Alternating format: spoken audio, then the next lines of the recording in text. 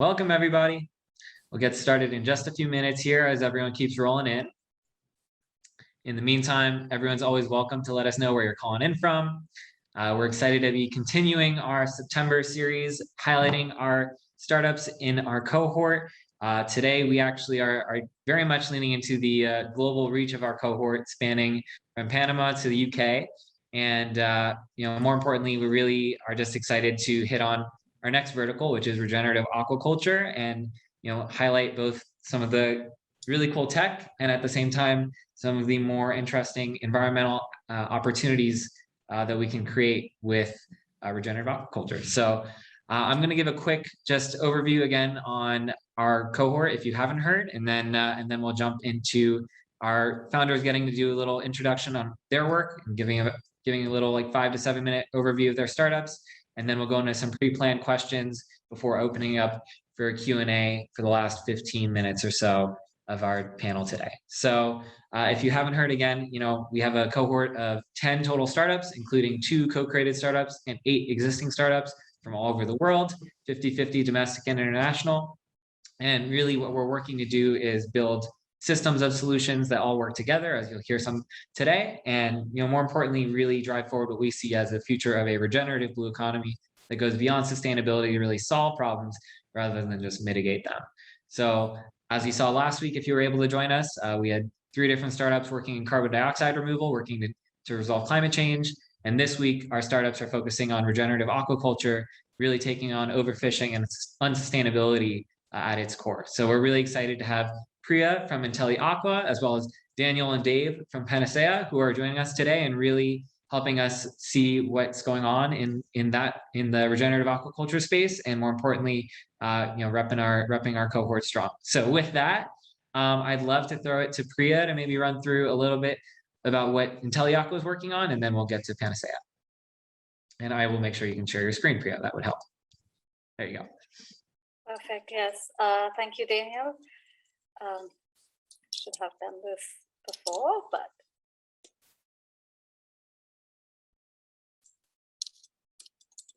can everybody see my screen? There you go. Yep, good to go. Hello, everyone. I'm Priya Guliani, founder and CEO of Intelli Aqua. Intelli Aqua combines technology intelligence with aquaculture science to address the pain points of pond-to-plate supply chain through farm management, disease advisory, and traceability solutions. So, as you would know, the aquaculture is both an opportunity and an urgency. We'll grow to 9 billion people and need 50% more seafood in the next 15 years. The global aquaculture market stands at $265 billion and is expected to increase at a CAGR of 6%. Today, I bring to you a hugely different perspective of this incredibly booming industry. So despite the multi-billion matured industry outlook, aquaculture industry suffers from low-tech adoption. Unsustainable practices, high production costs, low yields, disease outbreaks, stringent export quality audits and certifications are some of the key problems that aquaculture stakeholders face. Also, the industry is heavily criticized for its complex, data deficient, and particularly opaque supply chains.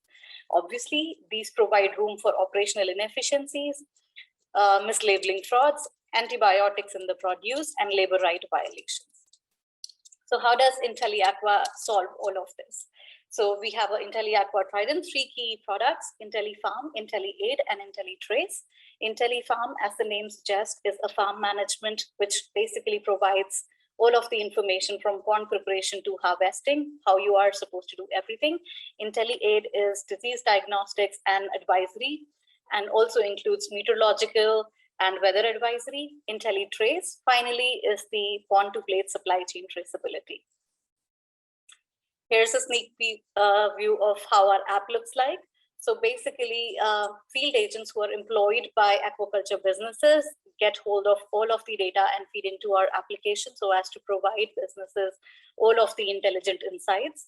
Our customers understand what is happening, why it's happening, as it happens, as opposed to understanding it at the port when your consignment gets rejected.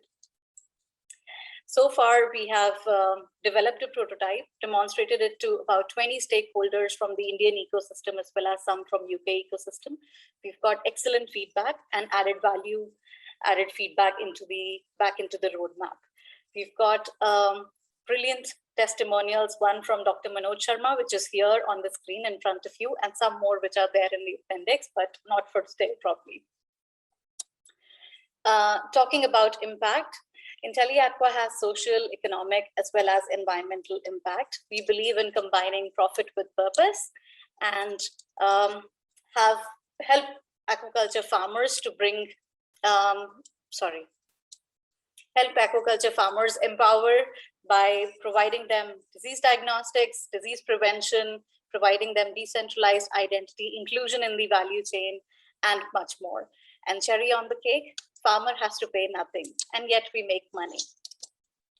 So we operate in B2B model, and we've identified 4 revenue streams: SaaS subscriptions, which are averaged at $25, customizations on platform, big data and analytic insights for governments as well as financial institutions, and we'll expand to different species and geographies. To start with, we are focusing on Indian shrimp market, which is valued at a whopping $5 billion. Our traction to date, we've recently done a POC with the Indian government, Marine Export Development Authority of India. We've been validated and incubated, attracted potential customers, forged partnerships, been covered by media and international events, and are supported by NGOs. We've made significant progress in 1 year of our journey. Our biggest asset, our team, first is myself, and then we have our functional expert, Dr. C.K. Murthy, who has over 30 years of experience working with National Fisheries Development Board and Department of Fisheries. His education was also in aquaculture, so he brings all the functional knowledge that we have in the company. Then our main goals, who some of you have already met in the launch party. He's our VP Research and Strategy. He's 20+ years of experience in supply chain industry and has worked for brands like Hershey Foods, Pepsi, Coca-Cola, etc.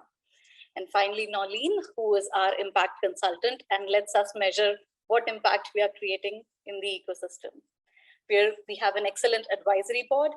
The first one is Zev Siegel, who is one of the original co-founders of Starbucks Coffee Company. Anthony Mink, our industry advisor, who is the first appointed Director of Sustainable Fisheries Partnership. Rebecca Huang, who is 4 times founder, board director of Imagine H2O, and Aquaculture Accelerator Program, TEDx Accelerator. She's MIT Stanford educated, and not enough can be said about her. Then finally, Tom, who's our investment advisor, and Gaurav Gandhi, and a couple more who are our technology advisors helping us shape the technology. That's it. Any questions, I can be reached here. Thanks. Awesome. Thank you, Priya. And by the way, for those wondering, you can put your questions in the chat and we'll be getting back to them again at the end in the Q&A. So with that, I'd love to throw it over to Dave and Daniel. And yeah, never too many Daniels on a call. So go for it, guys. Great. Thanks, Daniel. And thanks for everybody for joining.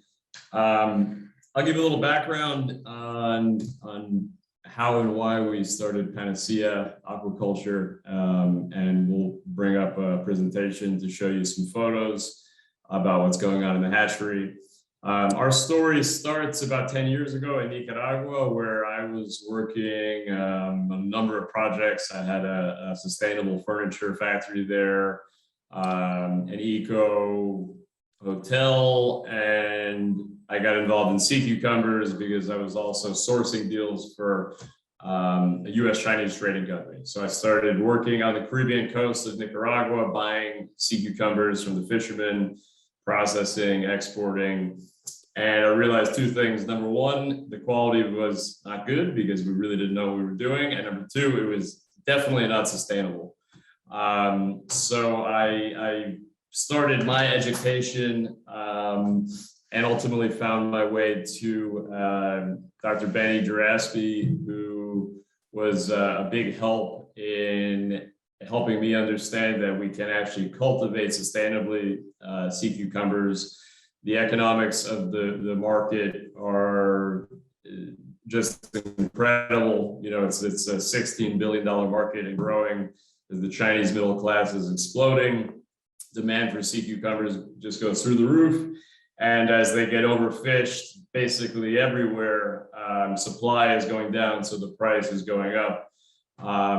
So we did some feasibility studies in Nicaragua. We were going to get started there, and then we actually had to leave Nicaragua because of the political violence in 2018. So I came to Panama and found a very stable country with perfect conditions, 90 minutes from Panama City on the Atlantic coast. We worked with the government. We worked with them very closely. We passed a new law for sustainable cultivation. I got involved with Danny 2.5 years ago, and we started our collective education on how to grow these sea cucumbers here in Panama, working with various experts from around the world, like Dr. Benny, Dr. Rose. We also have relationships with other experts now because we're working with a new species that's really never been commercially cultivated. So Danny can pull up a quick presentation to show you some photos of what's going on at the hatchery and speak a bit more to the biology. But to make a long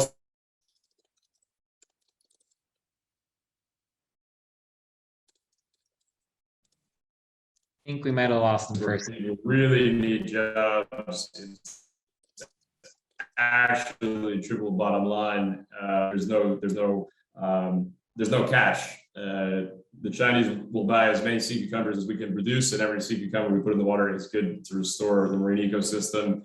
And that's just more jobs in a place where people are typically disenfranchised. So Danny can give you a bit more photos and an idea from the aquaculture and biology side, but that's how we found our way here to Pana-Sea in Panama.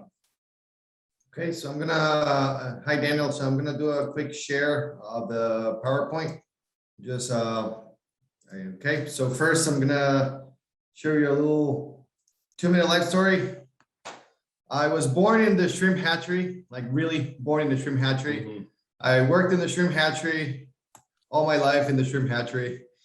Okay, then I studied. Yes, once I had hair, that was good. Then I started with shrimp aquaculture. Obviously, different diseases in the 90s changed that way. We started looking for some alternatives. I went with the first startup in aquaculture in Snapper in Costa Rica, and we were the first to do commercial. Then Martech bought us up, and we did the first integrated spotter snapper in Central America. Then here in Panama, it was Open Blue.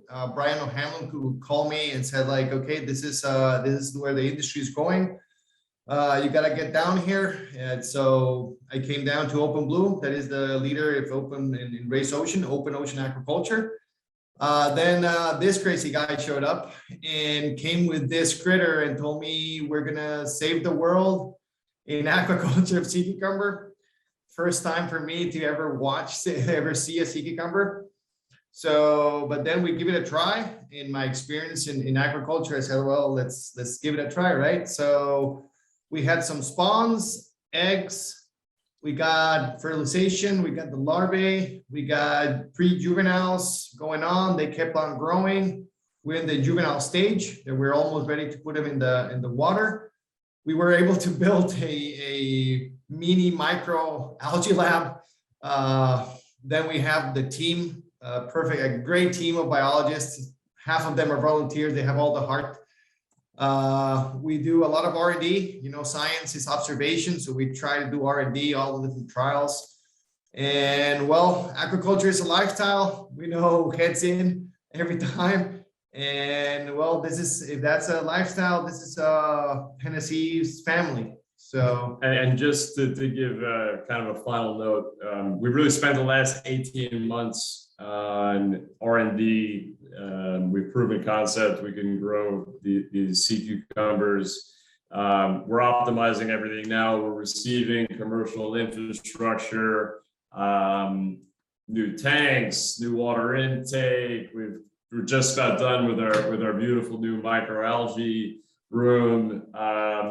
So we're transitioning from R&D to commercial, and we're hoping that January the 1st will be our first day of real commercial production. We're hiring technicians, production managers. We're bringing on volunteers. It's a very exciting time. It's a lot of fun. So if this is of interest in a collaborative way, or anybody wants to just come and check us out, There's also surf close by. We got good fishing. We'll shut up now, but we really enjoy what we do. And, you know, we hope that we can make some new friends that can join in on the fun, because our goal is that this can be a foundational product to help drive sustainable aquaculture moving forward. It certainly has enough profit margin and the impact is real. So we just need some more crazy people to help us perfect the science with the range of experts that we have. Awesome. Well, thank you guys. And I love seeing all the questions piling in, especially Brian asking the hard questions. So all that being said, I'm going to jump us over to the questions that we have prepared. And then from there, we'll get to our Q&A. So again, feel free to keep putting your questions in the chat and we'll call on you guys to unmute at the end to ask your questions and get to know our founders. So with that, I'm going to throw it back to Priya to kick off our first question, which is, how do you see regenerative aquaculture evolving as a blue tech sector? Interesting. Okay, I think drawing parallels with the lessons of the COVID pandemic over the last year, to prepare and protect ourselves is much better against threats is much better and far less costly than dealing with the after effects. So similar to that, seafood industry is at an inflection point, and if business continues in the same fashion, we'll be jeopardizing marine ecosystems and the livelihoods they support in myriad ways. But if we can shift that production towards more sustainable and regenerative forms of aquaculture, we can not only foster healthier marine ecosystem, but also a stronger global food system. And technology, of course, would play a vital role in both sustainable as well as regenerative aquaculture. Intelligent insights on what needs to happen and when can boost production processes, and data-driven business decisions can improve the supply and demand aspects of value chain. So yeah, very important role to play in the blue tech sector. Awesome. David and Danny, same question for you guys. Okay, so well, regenerative aquaculture is the aim to mimic the natural food web to improve marine ecosystems. So before, it usually was more packed or more concentrated in like oysters and clams and every filtration, but they forgot about the superpower of sea cucumbers. They really eat everything, all the detritus. Their superpower is they poop. Actually, that's what they do. I mean, so in this blue revolution, I think one of the best regenerative example is the sea cucumber. You don't feed it. FCR is negative. It's a little tricky in the hatchery. You need a lot of survivals, but once you have a healthy critter, you don't feed it. You know, for me in the aquaculture perspective, I've been in like shrimp and fish all my life, and you don't feed it. So your FCR is minus something. So it's awesome. So we're one quote that I really liked is that we're actually producing the Roombas of the ocean floor. So what better way to describe it, that our product is bioremediation by itself. So just that principle is just beautiful. Combined with many other forms of aquaculture, we think that you know, we're already speaking. We have a close relationship with Open Blue here, with Forever Oceans, with bioaquaculture. There's some players here in Panama, and we're eager to combine forces to show that this can be a very easy multitrophic play, especially for fish farming or anything that is a byproduct that our sea cucumbers would love to eat. So it seems like a win-win in that regard. And I really liked, Danny, your point of you know, bioremediation as a service, right? I mean, it's, I think, something that people, when they hear aquaculture, a lot of people just maybe think about fish farming, right? But I think a lot of it is truly this, you know, additional value add, right? And the bigger, arguably, impact add of what you guys can do. And so that actually, oh, go ahead.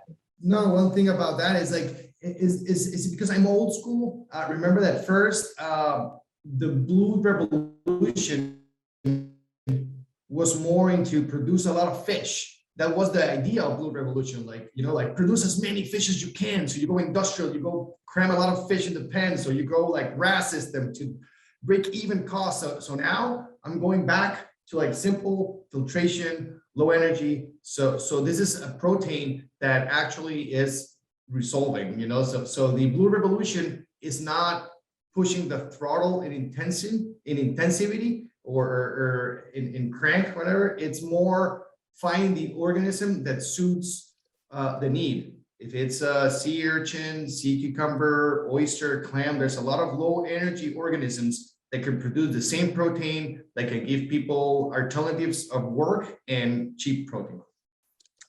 Well, and I was going to say all of that really goes straight into our next question, which I'll throw back to you guys to start, is what are some of the benefits of your technologies beyond enabling just sustainable seafood yield? Well, the benefits of sea cucumber cultivation in general is that by putting sea cucumbers back into the ocean, we are creating a much better environment for coral reefs. They buffer against ocean acidification. Imagine an area that has had the sea cucumbers taken out, which is most places, right? So you have a buildup of detritus and algae, more incidents of algae bloom, oxygen crashing. You put the sea cucumbers back and they start eating everything. And what goes in is essentially dirty sand and slightly acidic water. And what goes out is calcium carbonate and ammonia, the building blocks of coral reefs. And the water is actually even slightly basic compared to how it entered the sea cucumber. There's a chemistry change in its gut. Also very good for mangroves, seagrass, even in the most simple regard that you can put a cash crop in an area like seagrass, a meadow, for example, that doesn't have any intrinsic value, right? If we wanted to try to sell a hectare of seagrass or mangrove, you'd have to find someone who finds value in that. But just by putting the sea cucumber there, it's restorative and it's bringing value to areas that might not have intrinsic value. So the benefits are kind of never ending. You know, sea cucumbers are a superfood. They really are great for your body. They're probably the best source of animal collagen that you can find, which is a product that is very high in demand. They're rich in chondroitin, which is very good for your joints, very good for blood pressure. It has a very good protein to fat ratio. So this is actually a protein that is like the second cheapest protein in the world after insects. Ironically, it's also the third most expensive seafood in the world after bluefin and caviar. So we have an opportunity to approach this as like a hack, as we say. You know, we have surging Chinese demand where we know we can sell any amount of sea cucumbers that we can cultivate. At the same time, we can be thinking about inexpensive protein to feed the world or other formats to serve sea cucumber and different other products. So you know, there's a whole world of benefits, and well, and the old biomass they're selling came from recycling detritus from the bottom, right? So exactly, it's a good hack. yeah. Awesome. Priya, same question for you. What are some of the additional benefits beyond just sustainable seafood that Intelli Aqua offers? Oh, yes.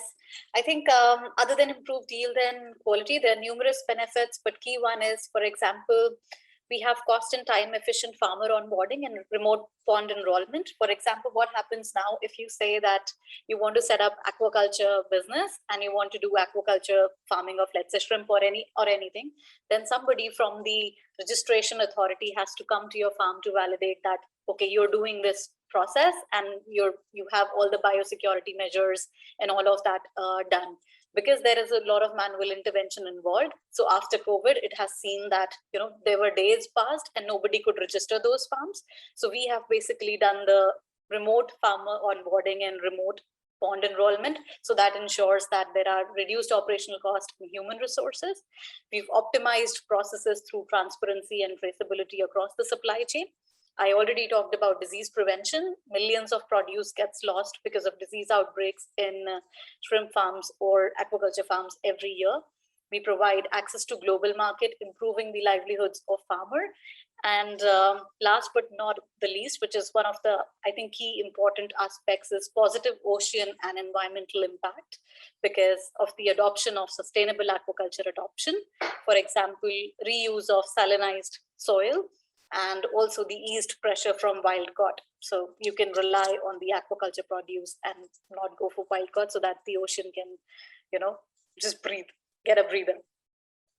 Thank you, Priya. And I think actually one of the interesting points you bring up is this traceability piece, because I know you know more about blockchain than I do. I'm definitely gonna stay in my lane in some regard, but I do think part of this actually gets interesting when we talk about some of the emerging credits and tools that are coming out of the blockchain space and cryptocurrency space and tokenization of impact, right? And so I think what I'm really interested in between both of you guys, and I know we've at least talked a little bit about it as well, is what happens when we can actually quantify environmental impact and actually have where that value has tangible value in the forms of cryptocurrency. So one of the other things that I'm picking people's brains on, and we have a couple of people I know here in Miami that are already tokenizing carbon credits, but I digress. I'm going to move back to our actually scheduled questions. So my next question I have, and Priya, I'll throw it back to you for this one, is, at Seaworthy, we talk about how we can build systems of solutions that work together synergistically to really build regenerative blue economies and regenerative systems. So how do you see your technology working in coordination with other solutions? Definitely impressed by all of the cohort members and what all they're doing. And I see Intelli Aqua working in tandem with them. For example, all the companies who are in finfish, shellfish, and seaweed aquaculture space, we can bring them technology insights and monitoring to the production process, as well as provide end-to-end supply chain traceability, because that is the go-to where market is going right now. It's becoming really important that you're able to prove the provenance and safety of your produce, as well as say that where it was coming from, and that there was also no social laws were broken while it was produced, and it's completely sustainable. So that's where we see ourselves playing a crucial role. Awesome. Dave and Danny, I know we've had some fun talks about seaweed with you guys. Well, the major important aspect of working together, like we're saying, is bioremediation. Over here, aquaculture always, especially in Panama, we have 3 different companies working on finfish. Aquaculture is a close family, so I know all 3 of them, so that's good. But besides that, also sea cucumber has regenerative powers, so we also want to do some biotech stuff on it. We've seen they have a lot of chemicals that have not only collagen, collageno, that is the one that's more common, but there's a lot of regenerative and life prolonging and really nitty gritty biotech stuff that we want to do it. So I mean, I've been in agriculture all my life, and this species really, I like it. It's you don't feed it, it grows, it bioremediates, it's a vacuum cleaner, and maybe, just maybe, will hold some weird chemical with the, that will live forever with it. So I think it grows across the board. And for example, the latest thing about the poop that I just feel fascinated, it's that these guys, I was saying, in a year, it has more than 64 metric tons of poop that passes through his system on the coral reef. So that means that they're actually moving all the sand of a coral reef every year. That's approximately 5 Eiffel Towers in terms of mass. So it's a lot of poop. It's a lot of poop. It's all bioremediation. It's a lot of free radicals being available for other organisms in the column. So I think we really hit it off. I mean, this guy really convinced me. I was in fish, I was whitefish farming, and then like invertebrates. But I think it's the next thing. And I was going to say, Dave, I mean, I know we've spoken about seaweed working with you all. I'm curious kind of just for you to expand on that for people as far as the opportunity of, these multitrophic, but maybe you want to explain integrated multitrophic aquaculture, because that's a technical term that many people may not know, but, how that works and what that looks like for people. Sure, absolutely. Integrated multitrophic aquaculture is really just combining any two organisms in the same water column or the same system. We have been working with a local seaweed company here. It just so happens that we were using some of their seaweed for food trials for some of our juveniles. When they're smaller, they're eating microalgae and algae paste, but as they get a bit bigger, we've been feeding ground up seaweed, and it turns out that they really like it. So we start getting more and more into it, and we went out and we visited the concession of the seaweed company, and we said, wow, this is really simple. It makes logical sense that this would work, to have the seaweed growing on the surface and the sea cucumbers growing on the seabed. I'm sure there's going to be some seaweed falling down with our little buddies. Eating the seaweed is their favorite food anyway. So there's many ways to do integrated multitrophic aquaculture, but we think that combining seaweed and sea cucumbers is probably the easiest way to start. And we're already investigating the practical way forward here, because you need permits for everything, of course. But we're looking into trying to at least get some trials of that going and see how the presence of the seaweed affects the sea cucumber and vice versa. And just in terms of products, they're both, of course, sustainable products that provide a range of benefits. So I like the story that we can tell to our Chinese customers of the seaweed that is already recognized in China, because they know the specific species and brand of seaweed in China. It's recognized by IOCA and Oceanographic Institute there, which is fed to our sea cucumbers grown in the pristine waters of Panama. And then, of course, a typical Chinese buyer would really love that. And we love it because the seaweed makes our sea cucumbers grow faster. So there's a million reasons to do it. Of course, it's like a more efficient use of space.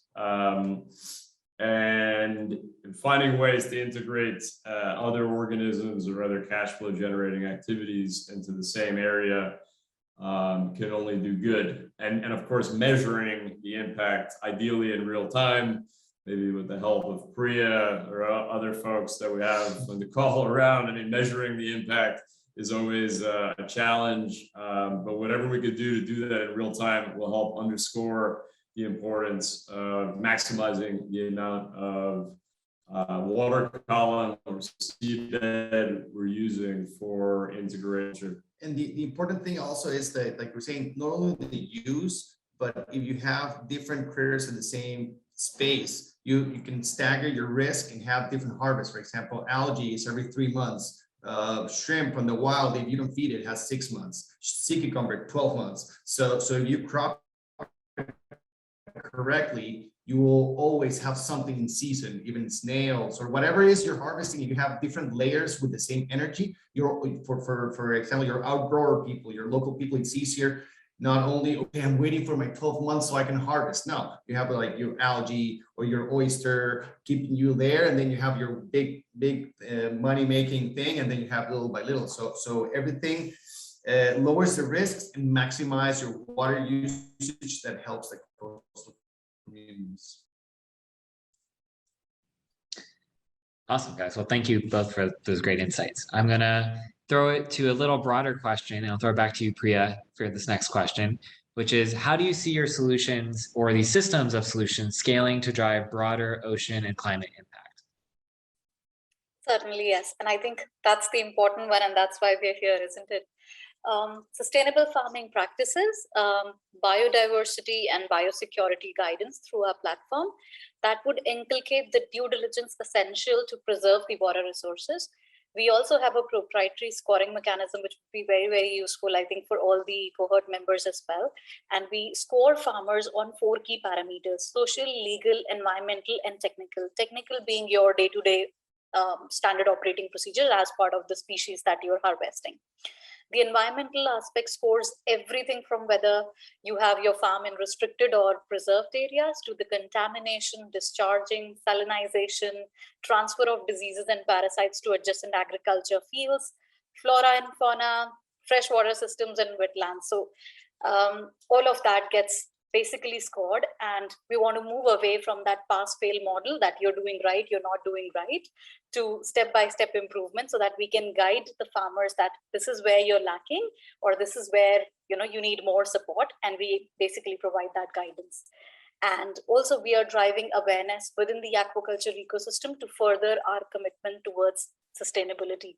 I think that's one of the key things, and it's very important for me because, like I always say, that how we see sustainability in US and Europe, in Asia, it's not seen as the same way. But because most of the aquaculture operations, 80% of aquaculture operations happen back in Asia, so it's really important that we foster those sustainable practices so as to ensure our oceans, our environment are positively impacted, and we feed our growing population continuously. That's a really important point, and I think, when I get back to just like, how people have to understand when we talk about blue tech, it is equally about, what you're doing as far as quantifying data and impact and understanding how it all works so that it can scale to begin with, right? To make it scalable, we have to make it an efficient system. And so now we've covered integrated multitrophic aquaculture, which I just like to call regenerative systems, right? Yeah. And it's having this understanding of all the data and how to make it efficient and streamlined so that it can actually scale. It takes technology to scale other forms of technology, if you will, with the bioremediation technology of sea cucumbers, for example. So Daniel and Dave, throw it back to you. Same question. How do you see your solution or these systems of solutions scaling to drive broader ocean and climate impact? Well, our goal is to really perfect the technology in Puerto Lindo, where we're working with an eye towards scaling. We have two big coasts here in Panama, so this is a very good place to work on the scaling component. As long as we are confident that we can produce a large number of healthy juveniles in our hatchery, the ideal scenario is that we're taking them by boat or by truck to the local communities, and you're handing them off, as is done in other forms of agriculture or livestock or poultry. The hard part is growing the healthy, happy juvenile.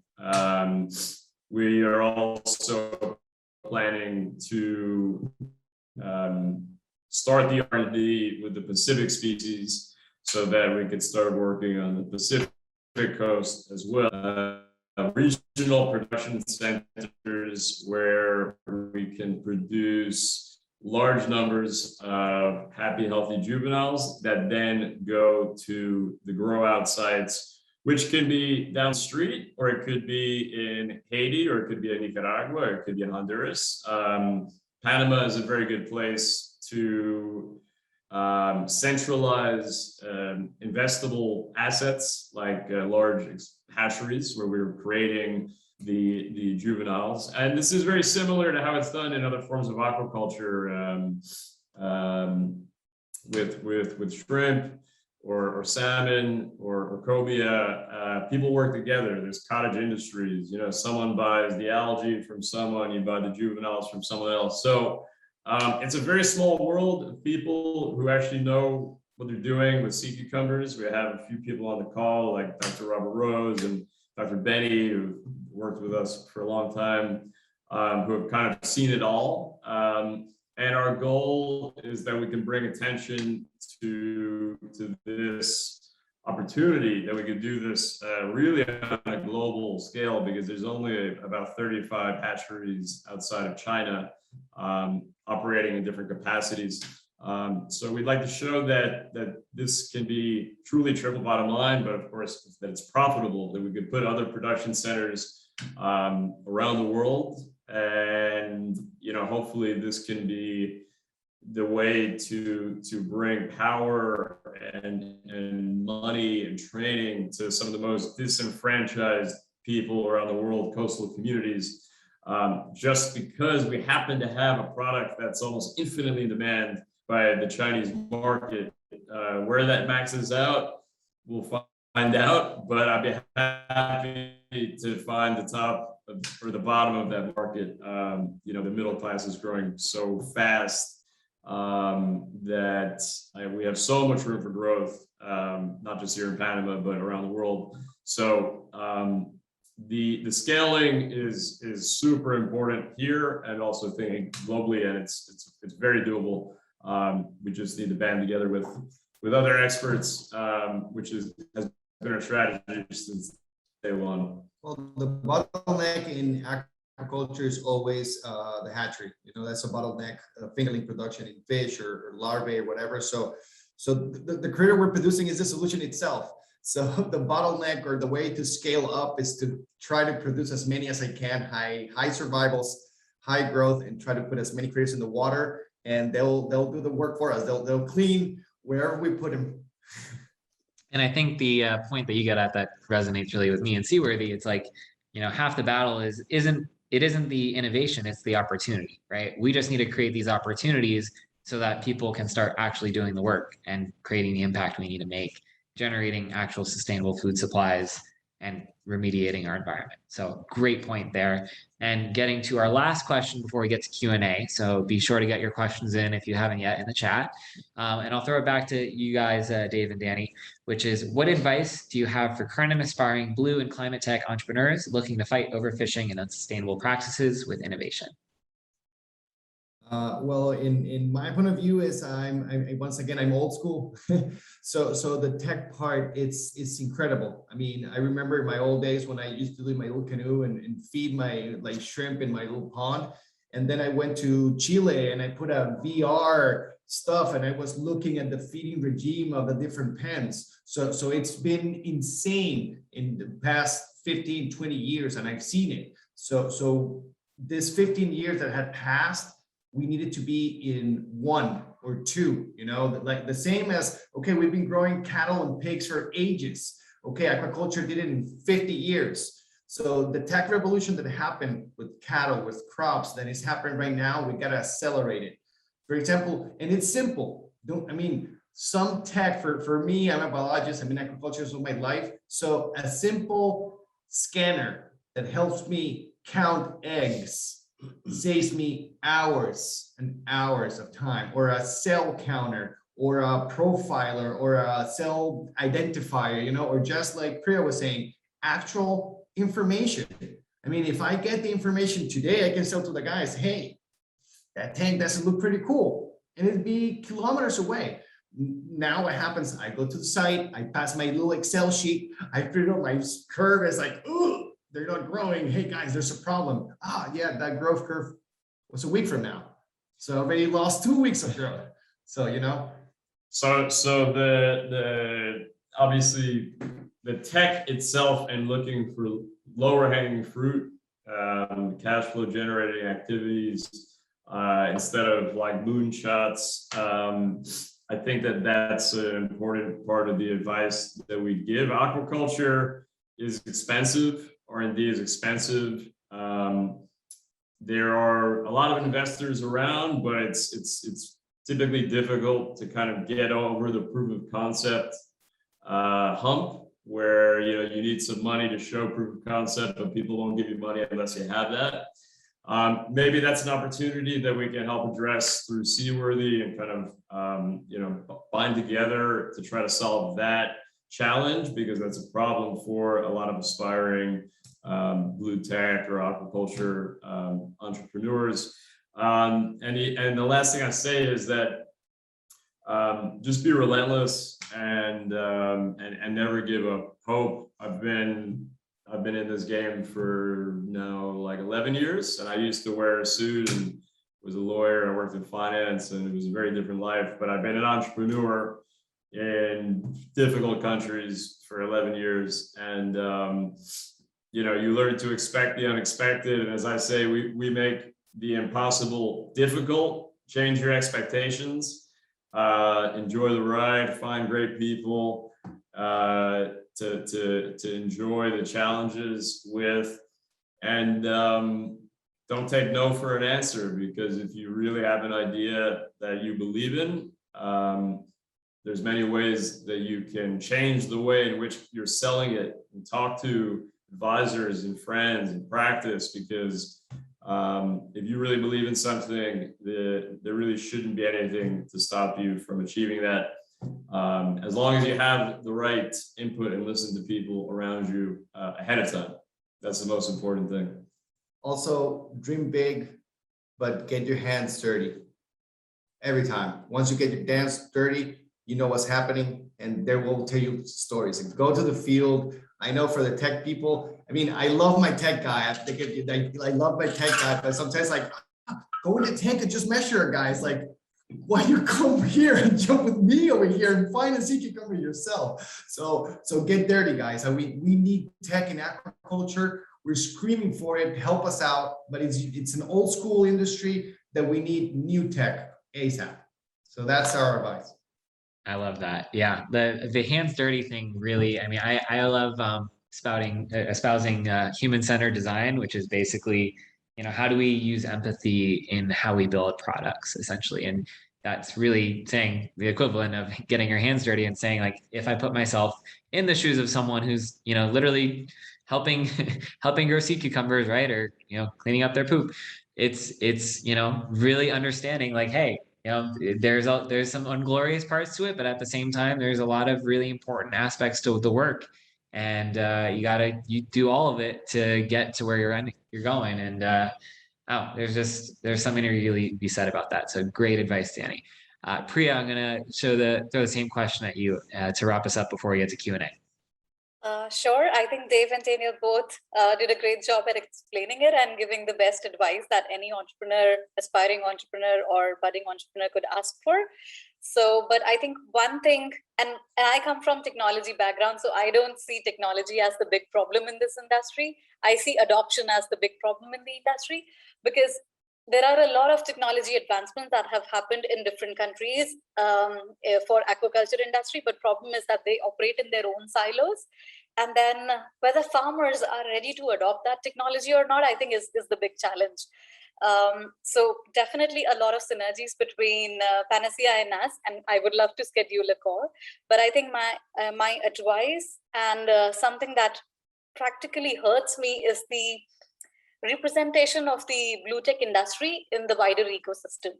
And I think that's to continue with the point that Jerry mentioned, I think on comments as well, that it's just, for example, people don't understand that our economies are embedded within nature, and it's only by recognizing and acting on this reality we can really protect and improve our economic prosperity.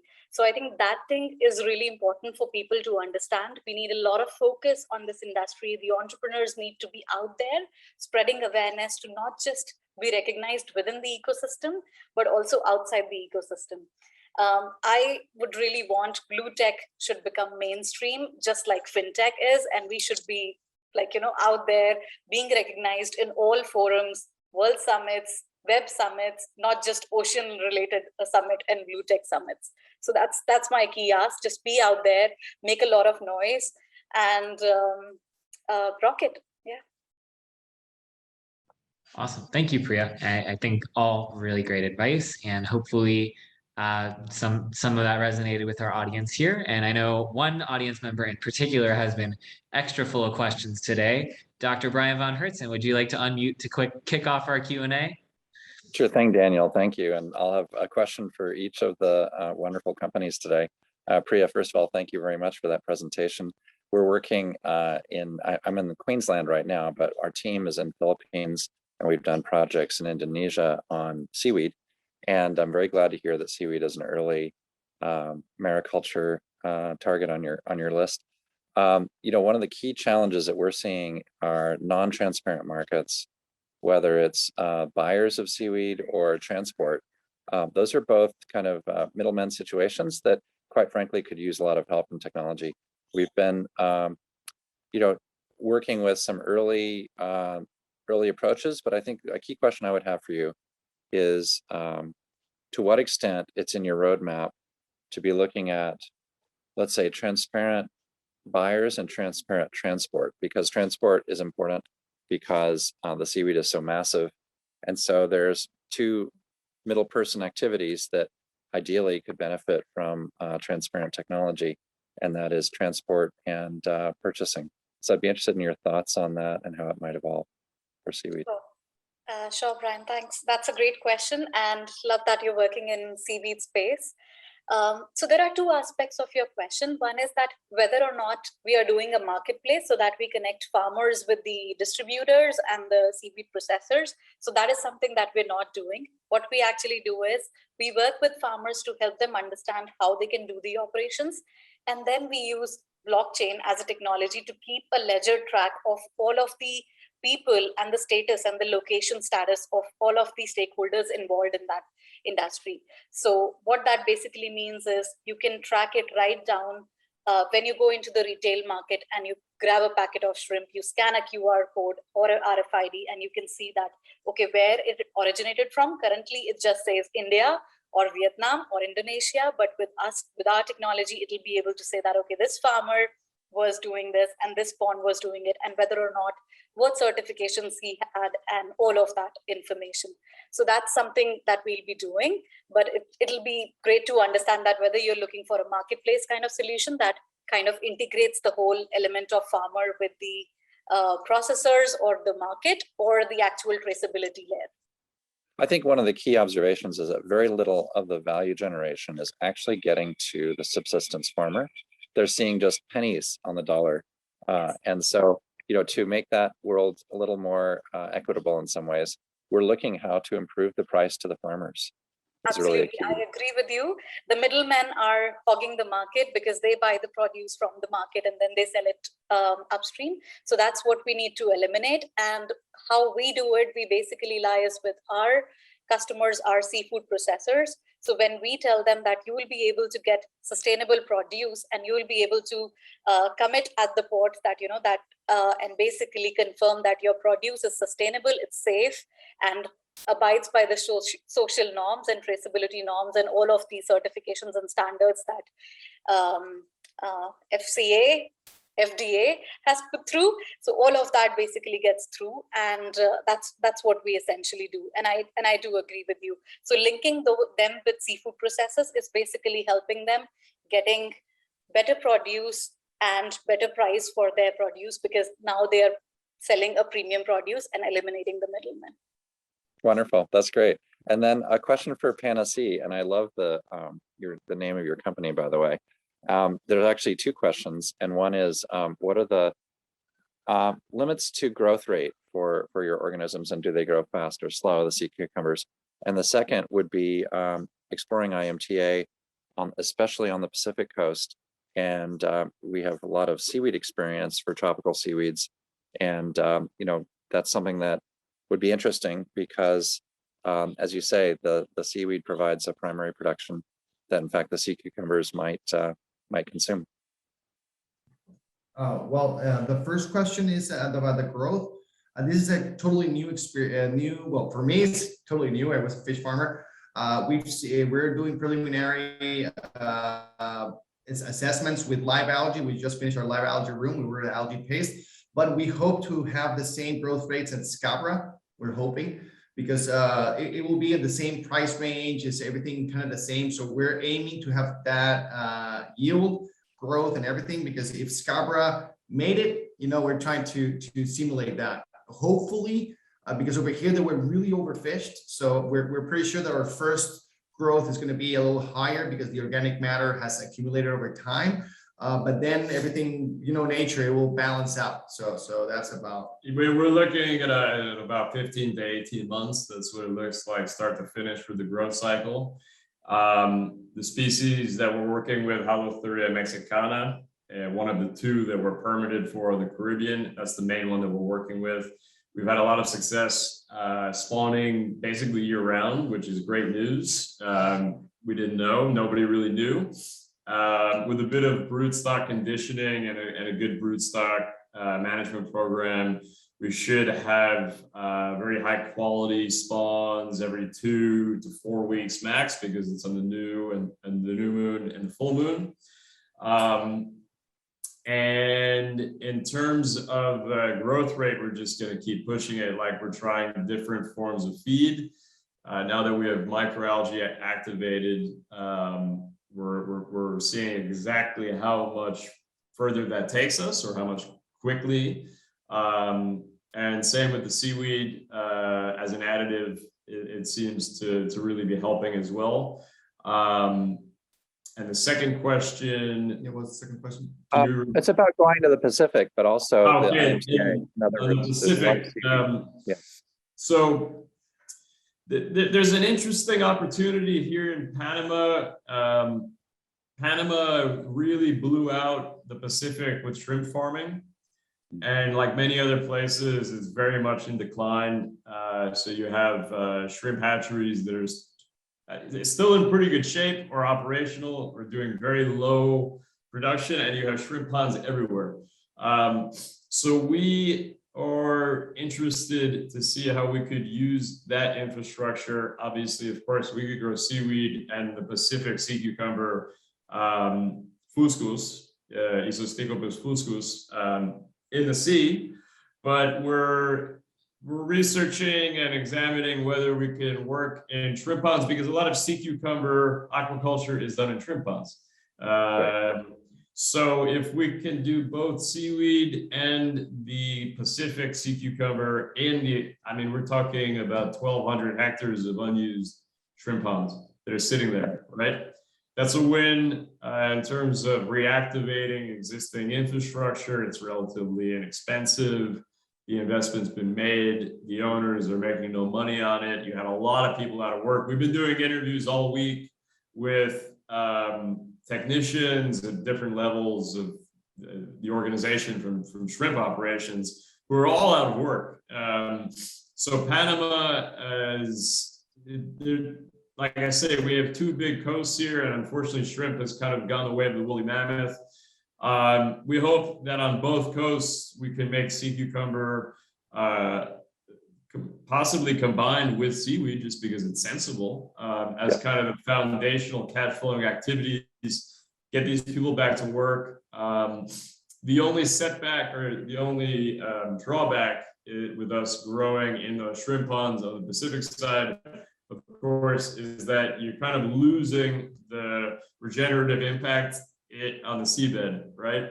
But I think that we could be happy with our sea ranching on the Caribbean, and maybe a mix of sea ranching and shrimp ponds on the Pacific. And we need to judge what works better. In any case, that's very much in our sights. We're speaking with a number of people to get that R&D going, because again, it's another species that has really not been in commercial production.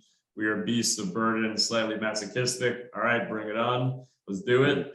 But we've learned a lot on the Caribbean that we could apply on the Pacific. And of course, infrastructure-wise, everything's a little bit easier in the Pacific here. And Definitely. Just a quick note. Just a quick note is that at the Climate Foundation, we specialize in deep water irrigation of seaweeds. There's a big opportunity on the Pacific because the nutrient levels are so near the surface. And so it could be that with a bit of deep water irrigation, you could really drive and accelerate the seaweed production in the fish ponds, in the shrimp ponds. And then that could actually you'd have a little bit of fall off from the seaweed that would actually feed the sea cucumbers really well. So happy to follow up on that. I'll drop my email. Amazing. Contact. Yeah. I want to make sure Anga has time to get her question in as well. Anga, go ahead and unmute and ask your question. Hi, everyone. My name is Anga. I'm from South Africa. I'm really happy to be here. It's way past my bedtime. It's crazy, but I really definitely wanted to join this amazing webinar. Firstly, Priya, thank you so much. It's so insightful what you said. I really like how it's, because there's so many people that don't experience this, and I think it's such a great platform to actually build so many farmers. I think it's going to scale so perfectly in India. It has such a big coastline. The same with South Africa. So when I think of that, I just think of South Africa and how many farmers actually need something like your app. So all the best with that. And then also to the Pana-Sea team. Oh my gosh, guys, it's so amazing finding out about sea cucumbers. I actually first experienced that when I did my master's in Sweden. touched it for the first time that side. It was green, it was red though. So it was just a different color. So I was actually shocked by the different colors. I think that's so cool. I just wanted to find out more than anything is that with the sea cucumber, what type of seaweed are you guys growing it with?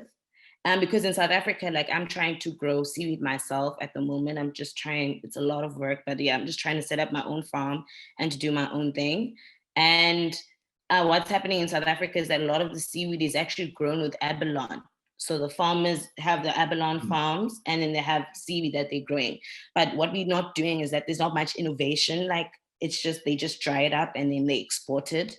So it's really nice. Like we're trying to get I want to try to get the finished product and have it done like in South Africa, made by South Africans, and then we export it. So that's what I'm really trying to focus on. So I wanted to find out firstly, what type of seaweed is it grown with? And also what type of products can the seaweed cucumber do? So I mean, not seaweed, the sea cucumber do, like, because the seaweed also does like plastic products now. Like I know they do plastic, they do medicine, they do all these products. I wanted to find out, is it just edible or is it, how far are you guys going to take it? Well, right now, I think the algae that we're using right now, we're not growing it with the sea cucumber right now. We're talking to the algae people that are growing it. So, but we have good contact, like they would say in aquaculture here, Panama is extremely tiny. If you send us an email, we can get you the people, the algae. We're helping them out develop, because like the same problem that Dr. Brian was saying, we have it over here. You know, the producer always gets the wrong end of the stick. Yeah. So what we're trying to do is to do like use our aquaculture pool to centralize and try to do the not export wet algae or dried seaweed. No, we want to export a soap, or we want to export a hair product. You know, so we're trying to do that link, because every time, it's not only in algae, it's always in shrimp. Every time the producer always get the wrong end of the stick. So with Priya, if you can trace where the product has actually been, and the cost or the price can be diluted for everyone. You know, it's the thing. So we can help you out right now. The products in sea cucumber also are biochemical as well as flesh, but we can surely help you out, figure out how to process the algae and have a better product. Instead of exporting tons of dry algae, maybe a 250 ml extract is going to be the same. And as it relates to sea cucumbers, again, the point I would like to really drive home is that when we talk about integrated multitrophic aquaculture, you know, that's something that gets thrown around a million different ways. But in this specific case with seaweed and sea cucumbers, you can really justify whatever your costs are to grow maybe a lower profit item, like if you are exporting bulk seaweed, right? As long as it's being grown with sea cucumbers as well, right? Because sea cucumbers are really the profit generator. So even if we're starting with the lower value add products, which is like washed and dried seaweed, number one, we are the top client, right? Because we're growing a lot of sea cucumbers that want to eat the seaweed. So that's a great place to start.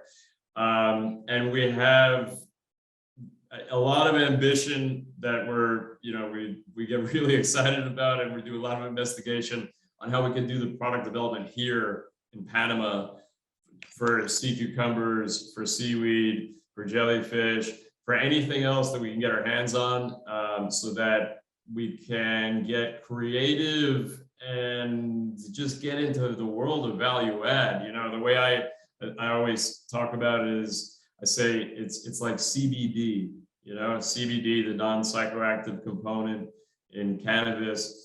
In 5-10 years, I had a lot of friends in this business. You know, it's gone from being something that was theoretical to something that may or may not work.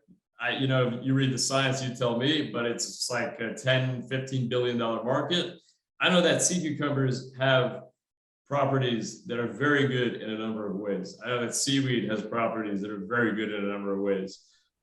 So, you know, we start with the low-hanging fruit. We help grow the seaweed to feed the sea cucumbers, but we do the product development. And with this community, we can share the burden, right? Because the R&D is expensive. Maybe we got to send something to Miami or South Africa. But the future is all about collaboration and transparency and figuring out how we can all band together to really make aquaculture profitable and in demand by any consumer, whether they're in China or New York or Copenhagen. Because if we don't do that, then we're all going to have much larger problems anyway. So it's really the only way forward as far as I see it. All right, well, I gotta wrap us up there because we're already 5 minutes over time, and I got a quick poll I want to share with everybody. But before I do that, I just want to say thank you to Dave, Danny, and Priya. We so appreciate what you do and are so thrilled to have you as part of our cohort. Awesome panel with you all. Been getting some great feedback already, and we just want to log that. So I just launched our poll, and while you guys are answering that, I'm going to quickly share my screen and just run everybody through a couple of the key ways that you can see our opportunity or see our different opportunities. So from our homepage, if you want to learn more about our startups, you can go to the startups tab at the very top there, and everybody's listed there. And then otherwise, if you want to apply for our next cohort, we have our opportunities for sea change page, and all the info to apply is there. We take rolling applications. It's pretty self-explanatory. And then last but not least is our upcoming events. And so we still have 2 more panels coming up. Next week, we're going to be talking about coastal resilience with 3 different members of our cohort. And then our final week is going to be on the 22nd. We're also going to be hosting our Venture Cafe event with CIC Miami here, which is going to be hybrid in person and virtual. So if you're local, you're welcome to come. Otherwise, if you haven't followed us on social media, these are all of our links. So it's all there. It's also on the top corner of our website. But altogether, we're just really thrilled to have you all today, and really appreciate everyone's times and the great questions, because this was a super hyperactive, interactive panel. So thank you all so much, and we'll see you next week. Thanks, everyone. Bye all. Nice to meet you. Thank you so much. See you guys.